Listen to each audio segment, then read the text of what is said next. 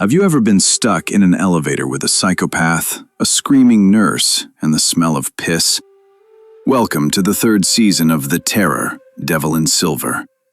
Except instead of the Arctic cold, we get the damp, chilly gloom of a New York psychiatric hospital, where Ridley Scott is trying to remember what it's like to shoot actual horror instead of a high-end whiskey commercial.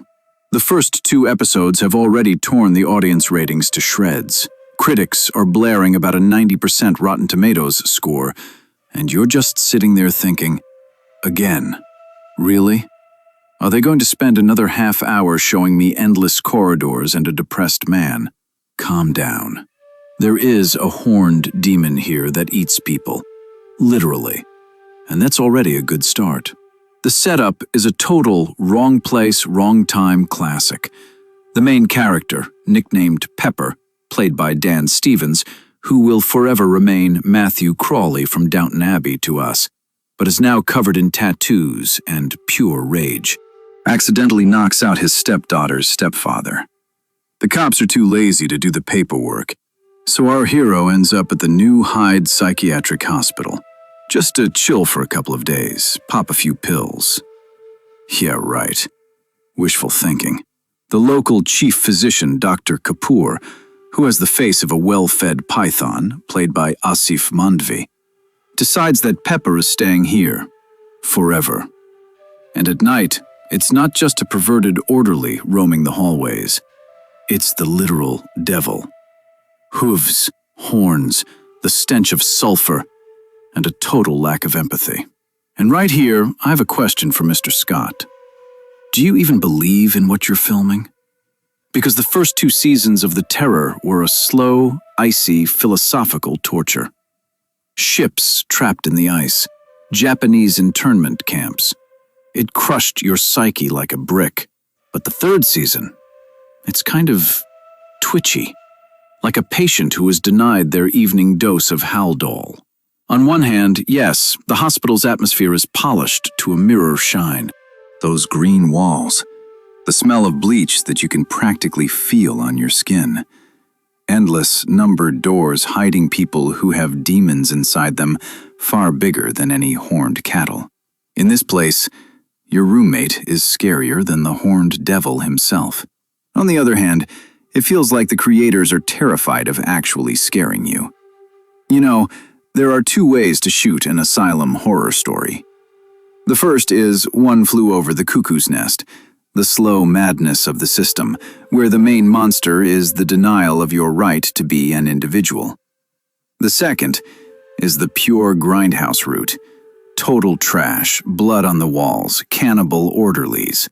The Terror, Devil in Silver, tries to sit on both of these chairs at once, and as a result, risks landing hard on its tailbone. Because since we brought up One Flew Over the Cuckoo's Nest, hold on tight.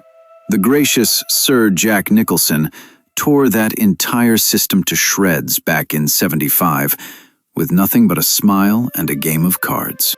His McMurphy was a rebel who made the orderlies lose their minds. But here, Pepper screams, punches faces, and smashes furniture. But inside him there is none of that wild, almost manic joy you can take to the barricades.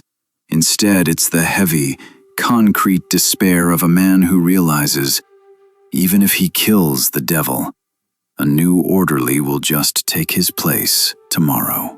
Now, Ryan Murphy's Ratchet. Remember that candy-colored, blood-soaked Netflix fairy tale? That was a completely different tune. There, the psychiatric hospital was a theater of the absurd, where a surgical theater and a mustache wig awaited you around every corner. Murphy wasn't ashamed of the trash. He poured it over the audience by the bucketful. In Devil in Silver, even the blood on screen is handed out in strict portions, like scheduled vitamins. And here comes the main comparison that will make any hardcore genre fan's eye twitch. Remember Session 9? That independent horror masterpiece about an asbestos abatement crew in an abandoned asylum? Now that was genuinely terrifying. Because that movie breathed the history of every single corner, every scratched table. The viewer went insane right along with the characters, without a single special effect. In The Terror Season 3, however, the hospital building is just a backdrop. A beautiful, gloomy cinematic set. You don't feel these walls remembering hundreds of screams. You only see what the cinematographer and the production designer want you to see. You should be ashamed, Ridley. Your hospital should reek of fear from a mile away. Instead, it smells like a fresh renovation and dust from a prop warehouse. The show constantly whispers in your ear, "Look, this is really scary," and then immediately launches into a 2-hour lecture on the injustices of the American healthcare system. My friend, I came here for horror, for that moment when the hairs on the back of your neck stand up, not because of a dialogue about insurance policies, but because someone is breathing in the dark. The biggest, fattest plus is the cast. Dan Stevens plays it like someone stole his last cigarette, and he's ready to tear this building down with his bare hands. His Pepper is not just a mean brute. He's a guy who is tired of being convenient. A guy whom the system is grinding into mincemeat. And in response, he spits blood and screams, "Come on, I'm not dead yet." Next to him is John Benjamin Hickey, playing one of the local authority figures.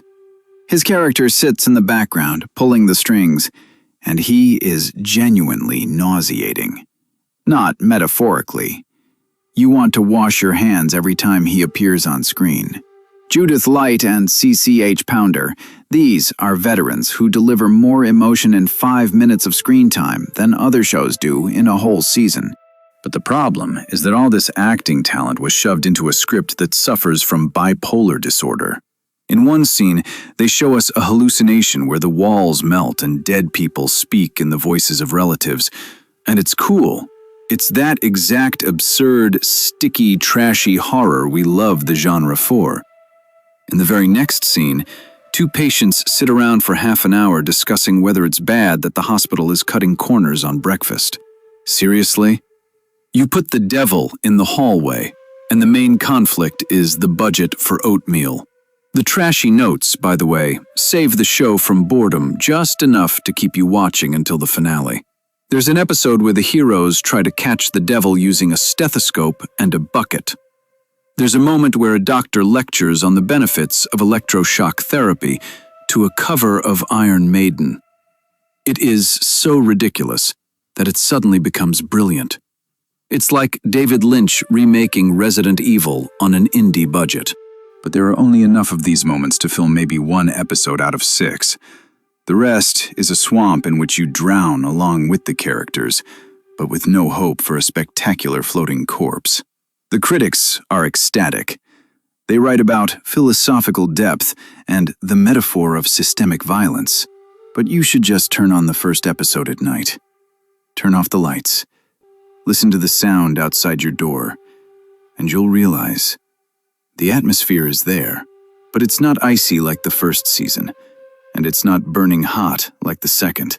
It's clinical, bleach, fear, fatigue, and tiny outbreaks of madness. The Terror, Devil in Silver, is not the return of the king. It's a visit from a psychiatrist who prescribes you sleeping pills and tells you everything is going to be fine. But you don't believe him, because you know, while you sleep, the Horned One will go on the hunt. Or maybe he won't. And that is probably the main issue, the uncertainty. And here is the main ingredient that critics often forget to chew on. Only 2 episodes have aired. 2. We've only seen the engine start, the gears grind. And real hell in insane asylums, as we know, usually opens up somewhere between episodes 3 and 4, when the characters run out of cigarettes and hope of escape. Maybe the creators are just revving the engine. First, they show the system, dull, bureaucratic, oppressive. And then they drop the hammer. And that's when the devil will stop being just dinner-time small talk and actually go on the hunt. The Terror has had seasons that started like an icy wasteland and ended like an absolute inferno. So it's too early to throw ash on our heads. In the end, even the worst dinner can be saved by dessert. This season has Karen Kusama behind the camera, the very woman who directed The Invitation, where the tension twisted your fingers into knots. There's Christopher Cantwell, who knows a thing or two about a slow burn. There are actors ready to growl and bang their heads against the walls. And if the next episode starts not with a lecture on medications, but with the horned one kicking the door down and tearing into a sadistic orderly, we will rewrite this review from scratch. Right in the middle of the night, to the rhythmic thumping of a straitjacket, and we will be happy to be proven wrong. For now, The Terror, Devil in Silver, is neither a failure nor a triumph. It's just lying in its ward, staring at the ceiling, waiting for the first 2 episodes to pass. Just like us, with hope, with a lit match, with a fistful of fear that tomorrow will be better. Or, at least, a hell of a lot more fun. Because real horror, just like real cinema, knows how to wait for its hour.